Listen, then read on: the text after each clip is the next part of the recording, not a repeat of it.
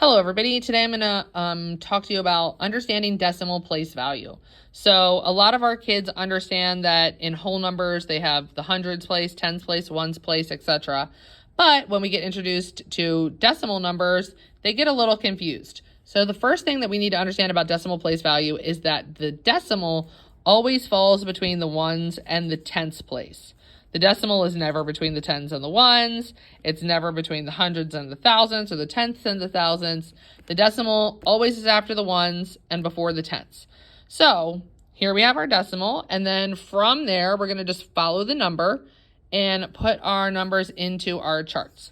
So here we have 0.56 in our chart, and we'll notice that the 5 is in the tenths place, and the 6 is in the hundredths place.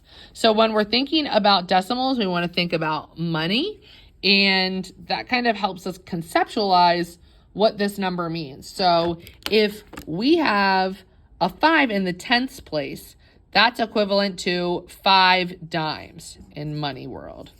So a tenth is equivalent to a dime. And in this case, we have 5 dimes. And then we have over here in the hundredths place what we would consider pennies, 6 pennies, 6 1-cent coins. So altogether we have 56, but not 56 whole number. We have 56 cents, right? We have less than $1, so 0.56 or 56 hundredths.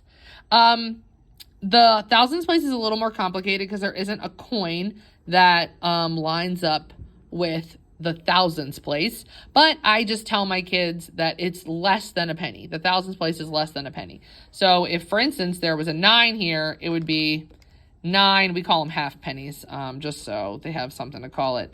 But essentially they would have 9 half pennies, 6 pennies, 10 dimes for 569 thousandths, or 0.569. So that's kind of the foundational things that you need to know about decimal place value and understanding decimal place value.